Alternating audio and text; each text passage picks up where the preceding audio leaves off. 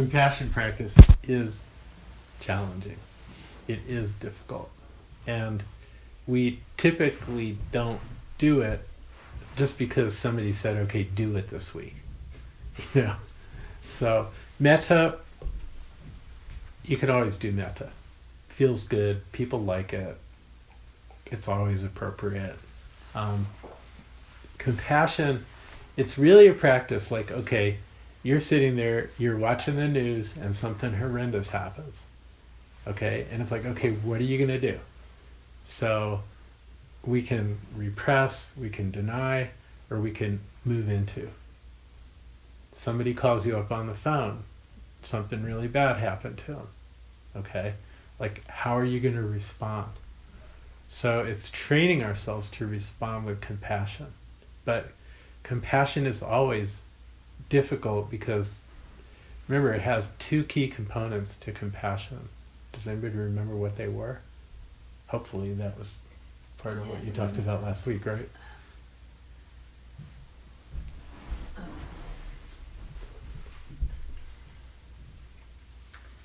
Was it empathy plus the desire to relieve the suffering of others? Right. So empathy meaning you're feeling it. Like the first component of compassion is that you feel the pain. Well, does anybody here love feeling pain? No, it's hard. It doesn't feel good. It hurts.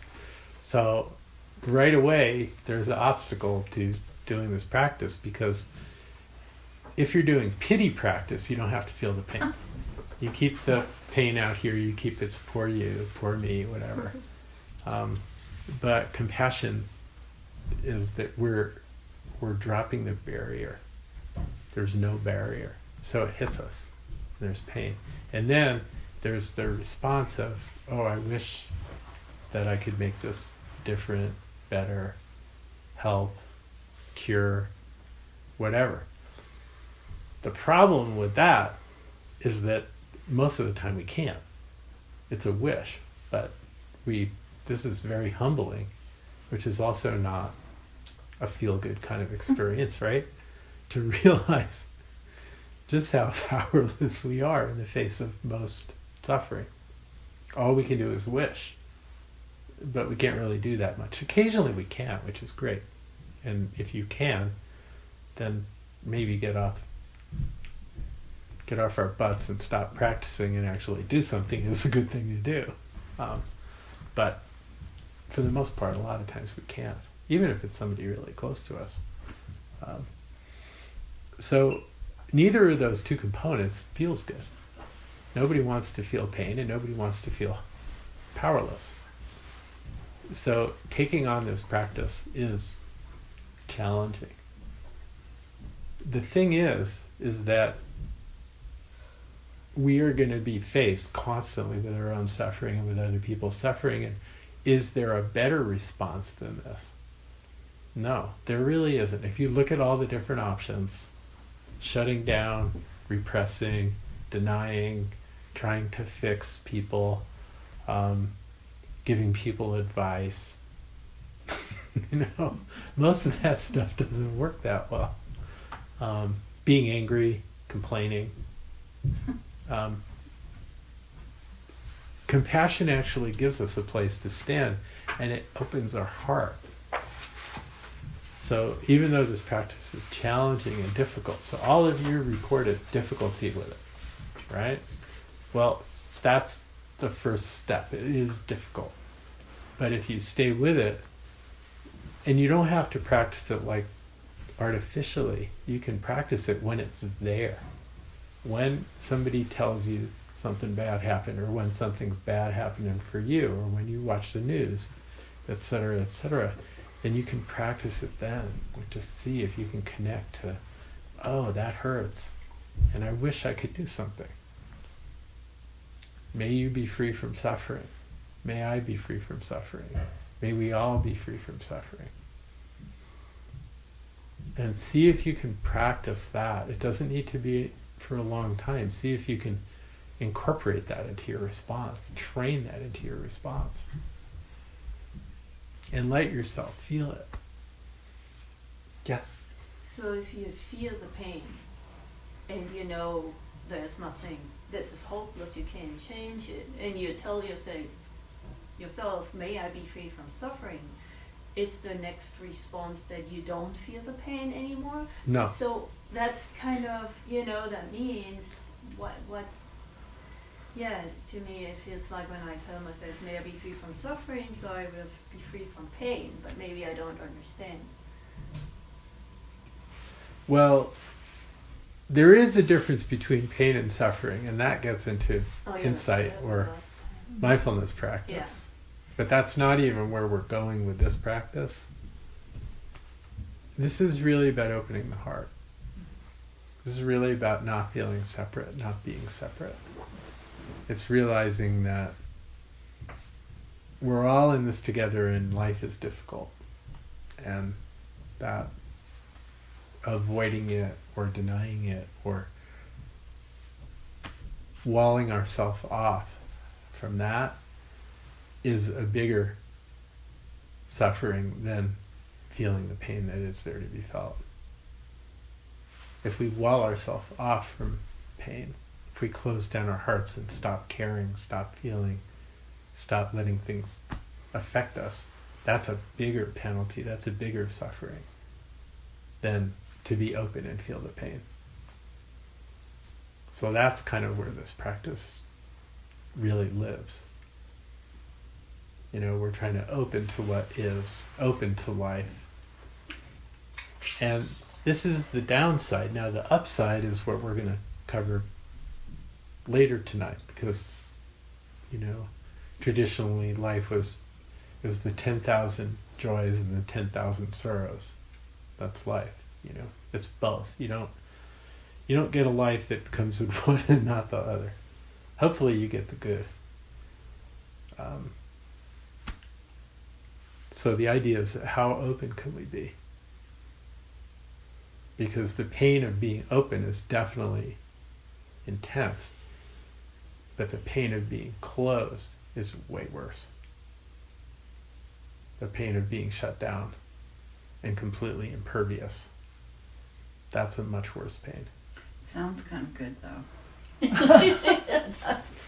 Well, that's why they invented addictive drugs. I like them. I think that what you're saying makes so much sense, and what you're saying about compassion makes sense, and I feel I feel and kind of know what compassion is from life experiences, but then when I say may I be free from suffering or something, it almost I don't know if it elicits because it's almost saying I want this to not be there. It's kind of how I interpret it, versus kind of eliciting the idea of being open to feeling this, even though it is what it is or whatever. Maybe I just have to shift in my mind, but for some reason those words you can tweak the words. You could you could say, may I be away. free from this. You can make it very specific. So may I be free from suffering is very general. But if somebody calls you up and says they have cancer, Mm-hmm. you could send them compassion and feel that and say, may you be free from cancer. Mm-hmm. May you be free from the fear of Mm-hmm. cancer. May you can make it specific, Okay. if that helps. I think, Angela, did you ever hear that? Oh, I was just, I wondered then, you feel it, but then you need to let it go so it doesn't hurt you too much, right? You don't have to let it go. The last of the Brahma Viharas is equanimity. Mm-hmm. So we're not going to get to equanimity until not next week, because we're taking a break, but the week after. But equanimity supports compassion. So it's not so much letting it go, but it's allowing things to be the way they are, because we can't do anything about them. So there's this sort of support of all of the Brahma Viharas with equanimity. So it's not so much letting go of the pain as much as letting go of our reaction to the pain. Mm-hmm. The pain is there. Equanimity isn't not feeling the pain. Equanimity is allowing things to be exactly how they are. And that allows us to feel more and more compassion and be okay with the pain. So awakening or enlightenment or spiritual development isn't about not feeling pain. It's about being completely okay with feeling what we're feeling. So it's not suffering. So that goes back to the difference between pain and suffering.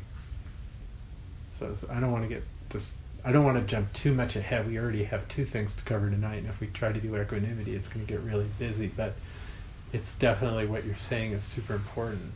That supports it. Compassion in and of itself is difficult, but with equanimity, it becomes very doable. So in one sense, you care a lot. In one sense, it's like everything is the way it is. And there's, and I'm just a piece of this giant thing that's happening, and there's not much I have to do with it. And I care. Mm-hmm. So it's both. Okay, a lot of hands up. Robert, did you have a hand up? Yeah, so I had a similar problem in that for me the phrase seemed to be a form of resistance to say, may you be free from suffering, because I can't make that actually happen. And so I just went to, I realize it's there and I can feel it, and I just have to let it be. And is it okay to be doing that, or am I jumping the gun to equanimity? Well, it's good if you can find the phrase that works for you, because compassion is different than equanimity. So, if somebody calls you up and they say something really bad happened to them, is your first response, well, it is what it is? Yeah, well, that makes it for a short discussion. Or is your first response, That's really, not quite what I meant by it, but find the phrase that works for you to express what you actually feel. In terms of feeling the pain and wishing that you could do something. And it may not be may you be free from suffering. It may be something else. But okay. I wish I could help. I don't quite how to phrase the question. That in my experience, I don't know if anybody works somewhere like a helping profession where people come to them all day, telling them about their pain. I do. So in my day-to-day experience, people coming to me and telling me about their pain, and then I prescribe them medication to alleviate their suffering or whatever it is. I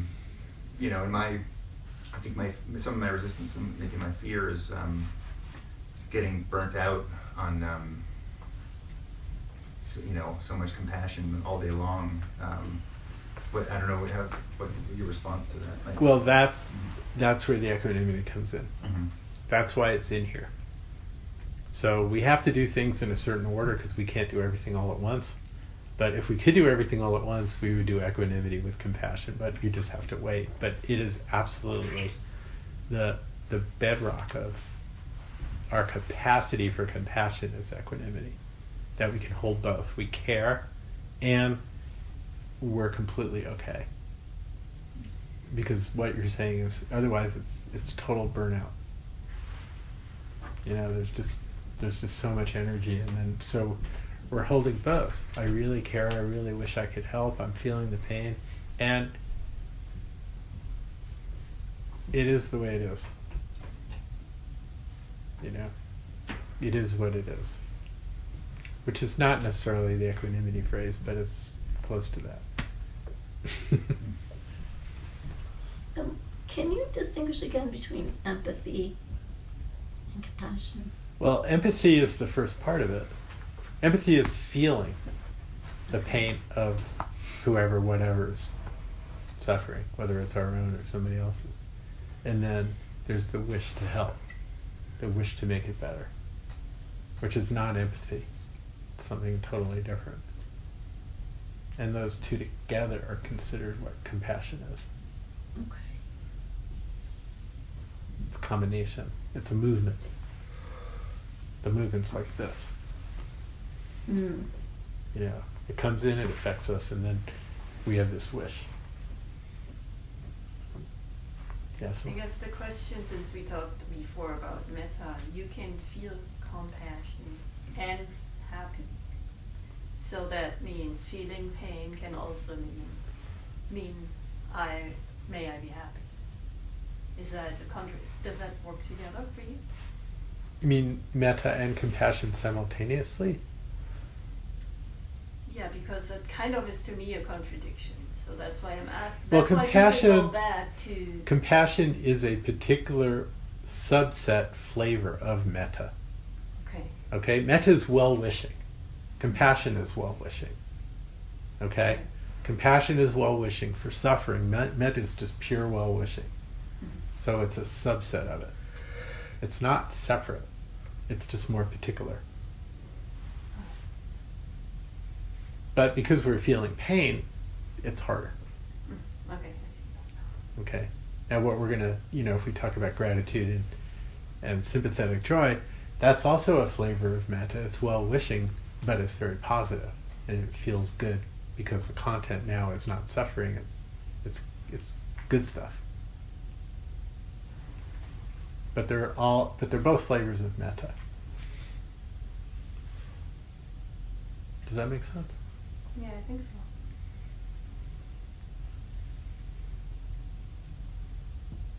Okay. So is everybody a little bit clearer now about compassion? So this is a practice that you don't have to drum it up. It's something to practice when you're faced with suffering, which happens plenty. And it's something that we can train ourselves. Like, you're watching the news and something bad happens to some group of people or some person. May you be free from suffering. Boy, I wish I could do something to help that. Feeling that you're not separate, that you're connected. It's a connection to everything, as opposed to like walling ourselves off because life is so brutal.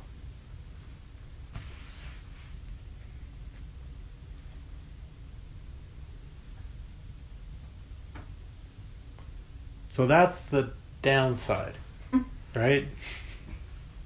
Now, are we ready for the upside?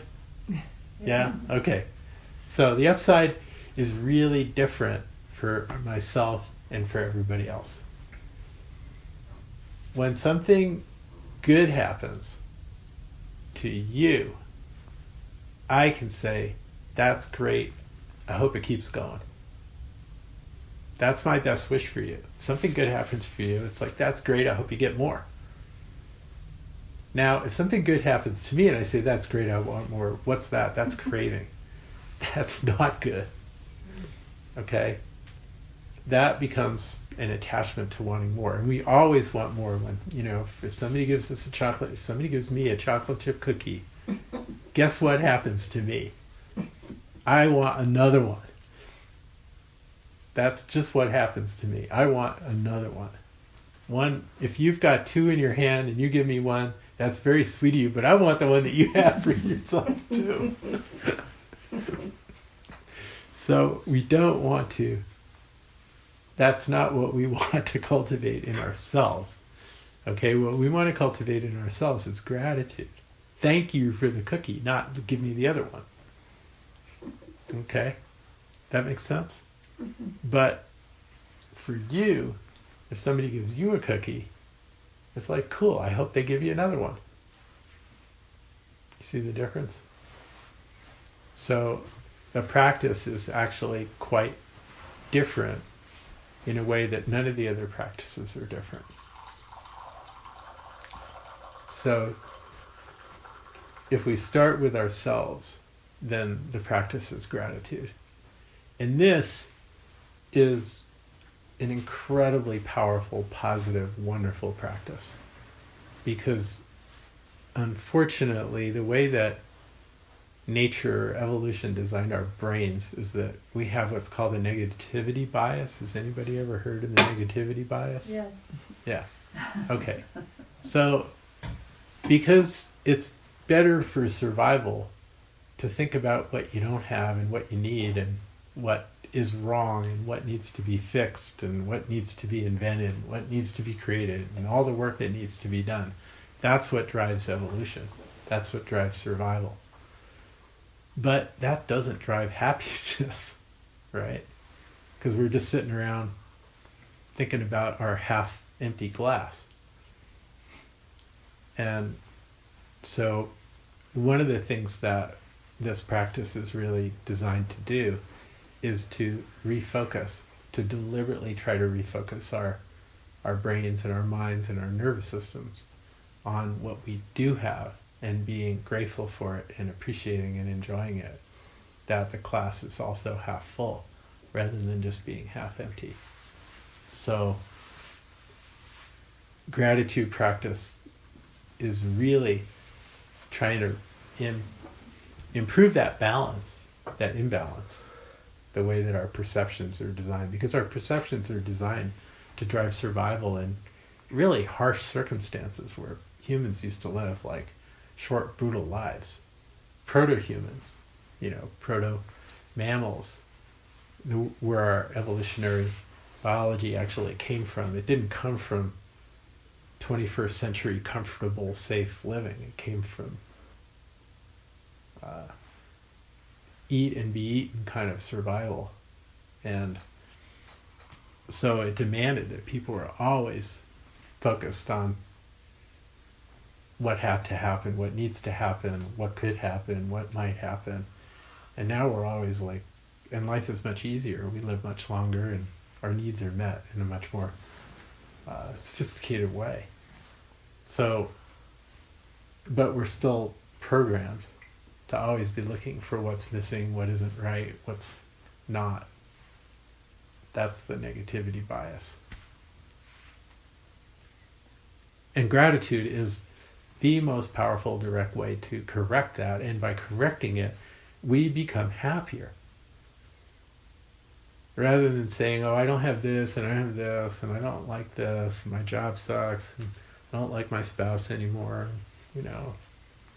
the neighbors' houses are all nicer than mine, and my car is broken, and my body doesn't work, and I'm getting old, and I don't like myself, and just all the, it's like, wow, look at the sky. Thank you. Like, you didn't do anything to see the sky. Feel that, just feeling our own vitality, our own aliveness, that's a gift. Thank you. And you don't have to be thanking anybody in particular. You don't have to believe in God. It's not a prayer. It's not like you're thanking.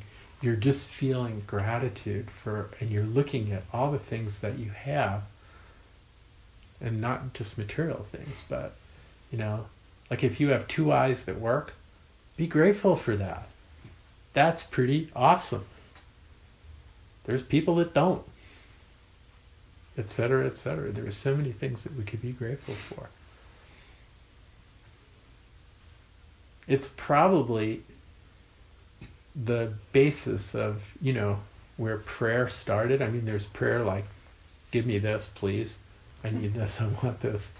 But real prayer needs to start with thanking whoever, whatever, for what we already have been given.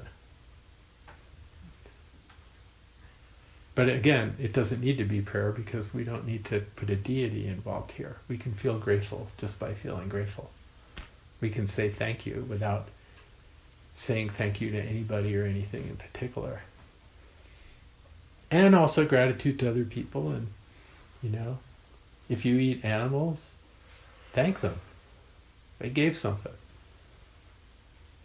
Native people, indigenous people, always thank the animals that they hunt and kill and eat. They always do that. They don't feel guilty about it. They honor. It's an honoring. It's a reciprocal relationship at that point. They're taking that energy and they're elevating into humanness.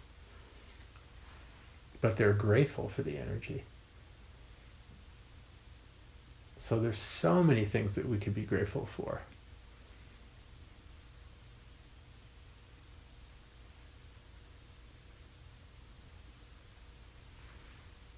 So this is a practice that could really change your life.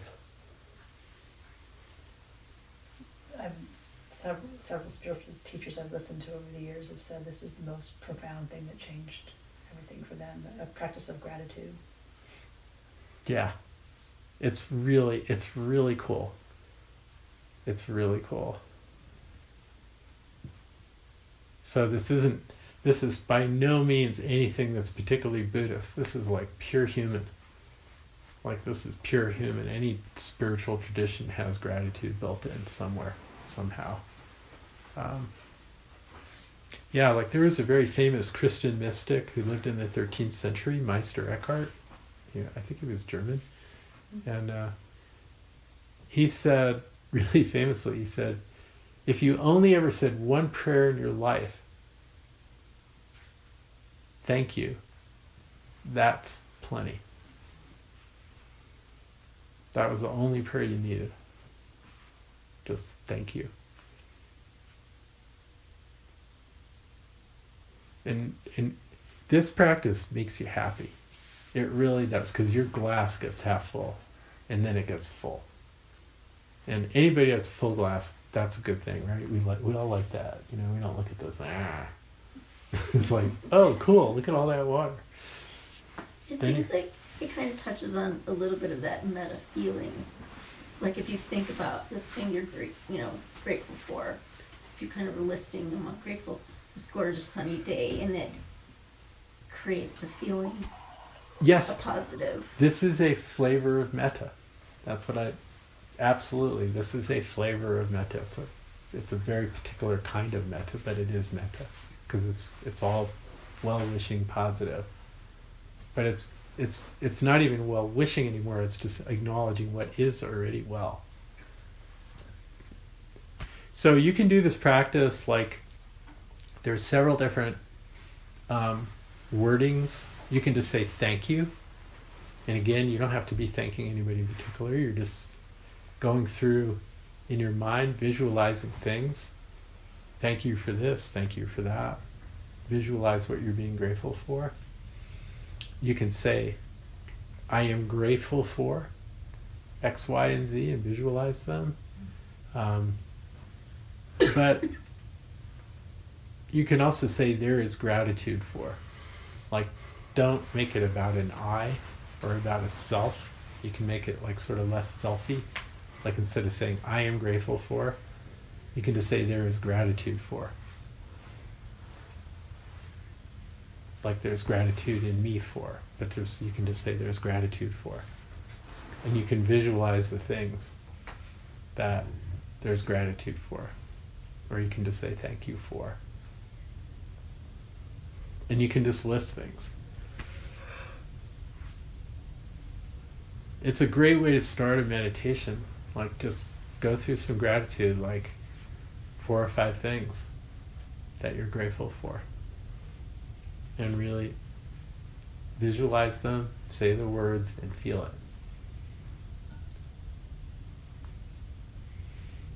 But if you're doing gratitude practice, then you can do a solid chunk of time and stay with things for 10, 15 seconds and then move on to the next thing. And just think of all the things that you're grateful for. If you really get into it, there's so much. If you really get into it, there's so much that we're given, that we have.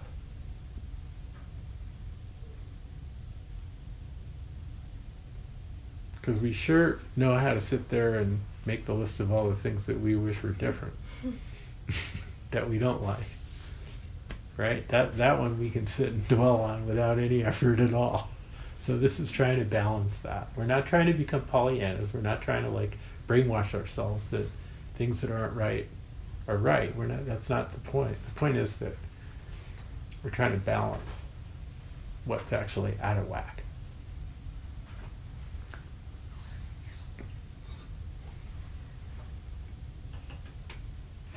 So does that, everybody clear on gratitude?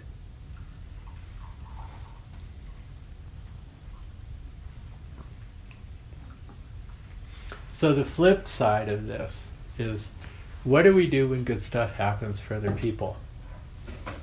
Well, one option is you could be jealous. That'll definitely make you happy. You could be resentful. That's also suffering, right? You could feel how unjust it is that they got it and you didn't.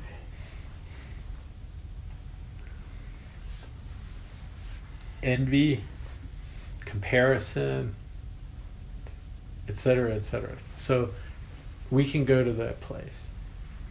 But if you do what's called mudita, or sympathetic joy, this is sort of the empathy of somebody's positivity. So you feel happy that something good happened for them. Now this is like free happiness. Rather than getting free pain and saying, oh, something good happened for you that I thought should have happened for me, so I'm going to resent you, you know, because that makes me feel good. No, it makes me feel bad, so you're getting free unhappiness. But if you can feel mudita, or sympathetic joy, then, okay, something good happened for you, and then I get to feel good about it. Well, that's free happiness. You didn't have to do anything. Somebody else went out and they bought a new car, right? So they're really happy about their new car. Now, if you get jealous about their new car and say, I wish I had that car, then you're going to be unhappy. Great. They got a car, you got unhappy. But if you get happy that they're happy, they have to pay $40,000 for that car. You got their happiness for free. Who got the better deal? So mudita is actually, it's a good deal for us because we don't have to do any of the work. We don't have to pay. We don't have to have the consequences. We don't have to take care of it. We don't have to clean up after it. All we have to do is feel good. It's free happiness. So the combination of gratitude and sympathetic joy can generate a whole lot of good feeling, positivity, and happiness in us without having to change anything in our lives. There's no work, there's no cost, there's no downside, there's no repercussions. It's pure happiness.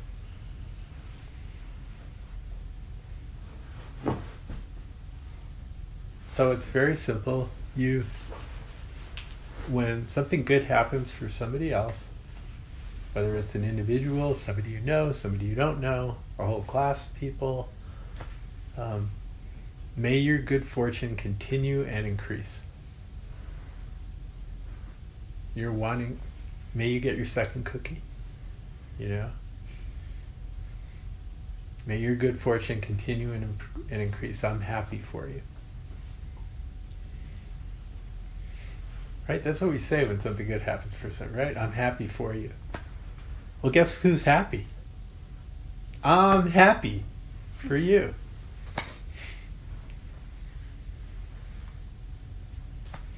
That's a cool thing. This thing really works too. This actually really works. It's really cool. My dad learned this. It's like the only thing he's got going for him anymore. My dad lives in assisted living. He's wasting away. He's 93. His life really sucks. His life absolutely sucks. There's nothing good in his life. Except that whenever anything good happens for me or for Alice and we tell him, he gets happy. He really does. It's kind of amazing. He'll be like, oh, that's so good. I'm so glad for you. And he really means it. And he beams. And it's his only happiness now. But I'm grateful that at least he knows how to do that. Because he's not grateful for anything in his life. He'd rather it was over. That's where he is. But he can still get a shot of mudita. So we And, instead of me, like, if he was jealous or angry or, like, why do you get to do that? I don't get to do that.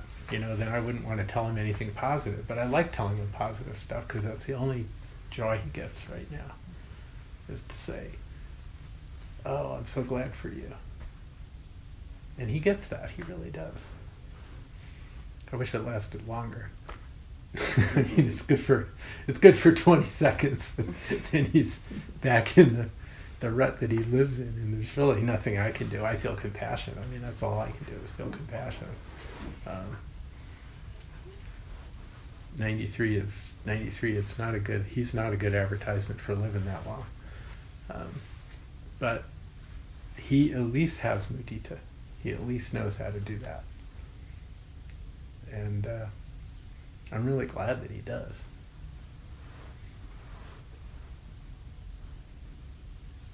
So these are complementary practices. They're slightly different in how we do them, but they're really about the same thing. So the gratitude practice, we're going to do them both this week as a practice, okay? But the gratitude practice, I highly encourage you to make it part of your daily life for the rest of your life, in some way or other. If you go to online and you Google gratitude practice, you'll get 1,000 suggestions on how to do it. Do it when you wake up. Do it when you go to sleep. Do it. The one suggestion that I've heard about gratitude practice that resonates with me is, they say, like, pick 3 things, you're grateful for, but don't just pick the same 3 things every single time and just say them rotely. You need to pick distinct ones and know the reason why you're grateful for them. So it doesn't become sort of a repetitious, just an empty thing that doesn't end up meaning anything. Yeah. Yeah, for sure. I mean, as I said, if you want to do like 20 minutes of solid gratitude practice, you will come up with so many different things to be grateful for. So if you're only going to do 3 or 4 a day, which is great, they don't need to be the same. You just want to be like, well, okay, what's really current for me right now? I mean, I get in my car sometimes, like, I'm so grateful. Like, we have cars. I mean, like, 100 years ago, it was hard to get around. It was really hard to get around. Cars were like, they went 20 miles an hour and broke down all the time. And the roads were really bad. I mean, we like to complain about, oh, they don't plow well in Boulder and blah, blah. But, but just be grateful that we have roads that get plowed a little bit. No, my car got hit, so I had a rental car for a little while, and I was so grateful to get my car back because of this two things. It'll unlock the door as I go to open it, and it has a push button to make it start. So I don't have to worry about it. So I was so grateful not to worry about where the key was all the time anymore. Yeah. It's like there's so many things to be grateful for. So incorporating this into our lives, it's so cool. It really is. And then the mudita, or the sympathetic joy practice, isn't so much, I mean, you can do that. You could sit there and catalog it, and I would encourage you to work at least a little bit each day on this, just to get to know how to do it for yourself. But what you're trying to do is cultivate a spontaneous response as fast as you can. When you get good news from somebody about anything, that as soon as you notice you're going towards like any kind of resentment or jealousy or judgment or why did they or why didn't I or whatever it is, that you immediately practice. You may not be feeling it may not be your first impulse, but practice it. Oh, good for you. I'm glad, I'm happy for you. May your good fortune continue and increase. And see if you can say something to them that's halfway sincere. Sometimes it's easy. It's just right there. Express it. It's a good thing to say. But see if you can create positivity out of, we all have impulses towards jealousy and envy and judgment and why did you, and you didn't deserve that. Somebody says, oh, I got a promotion at work, right? And it's like, that should have been my promotion. You didn't deserve that. It's not fair. Maybe it's as simple as playing a game where you want to win and the other person wins. Yeah. That's probably the easiest to imagine. Yeah, that's zero sum, right? It's zero sum. So cultivating that is cultivating happiness. So then even if you lose, you're happy because somebody else won. So that one is more cultivating it, trying to cultivate it spontaneously in real time as it happens. But you can do it on the cushion, train it. Try to train that response so that you can find a place in yourself where you can say, oh good, I'm glad for you. This is the exact opposite of compassion, right? Going back to gratitude, is there other times where gratitude isn't appropriate? Like you said that metta is always appropriate. Well, when bad things happen. When it comes to your neighbor that you don't like, it's probably not a good idea to get the gratitude for that. Yeah, But you wanna. What's that word? Schadenfreude? Schadenfreude. Yeah, Schadenfreude. Like when bad things happen to people you don't like and you get happy. I don't think that's a good spiritual practice. You could be grateful about something else, even though something bad happened. Right? So you could always be grateful for something. Yeah, you can always be grateful for something. That is gratitude practice. So it's kind of always. But there are things that it would be inappropriate to be grateful for. Right. Yes. Can you be grateful for the absence of something? Like, boy, I'm glad that didn't happen to me. It's kind of close to the other one. For compassion there. I think, if you feel grateful that it didn't happen to you, it's better than survivor's guilt. So, and you want to then feel compassion for who it did happen. You want to balance it. But, yeah, for sure.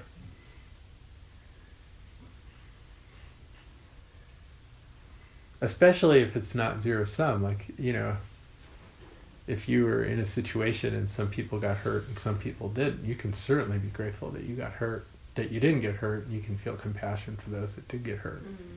But you're getting not hurt, didn't hurt anybody else.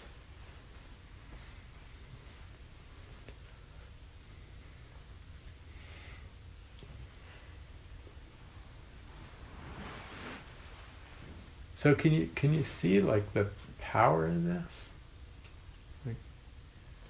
This is, you can't experience it until you've done it. But I started doing gratitude practice every day a few years ago, and it's just just makes me happy. There's nothing else I can say about it. It makes me way more positive. And I still think the world's a mess. It's not like I have some delusions about everything's fine. On one level, it isn't. And on one level, it is.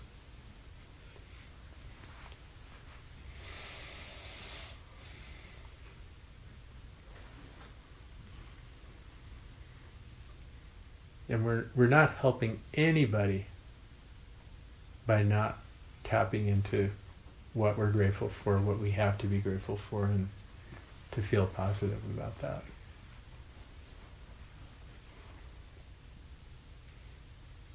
Okay, so we're going to do 2 practices, not simultaneously. So the first is gratitude. So we'll take about 10 or 12 minutes, and I just want you to spend about 10 or 15 seconds on each thing that you have to feel grateful for. Really feel it, visualize it, know why you're grateful for it, and then move on to something else. Don't judge what comes to mind, to see what comes to mind. It could be big, it could be trivial. You could be, grateful for the fact that you like your socks. I mean, I don't know where my socks came from, but I'm really glad I have them. So I could be grateful for them, grateful to the people that made them or whatever. Or it could be grateful that I made it to 64 and a half, that I'm relatively intact. That's big. In other words, it could be trivial, it could be big. Either way, it's gratitude. You don't need to judge it or scale it or come up with the most important thing first. Just kind of sit here and just feel grateful for all the things that you could be grateful for. The fact that you live in Colorado and not somewhere crappy.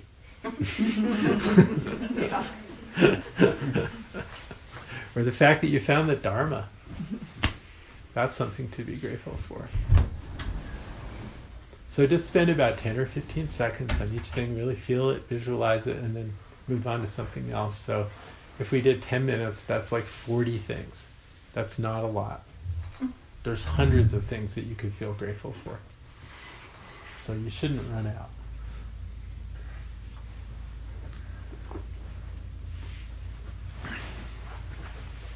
And then just say the words like thank you, or there's gratitude for, I feel grateful for, and then name the thing that you're visualizing. Okay?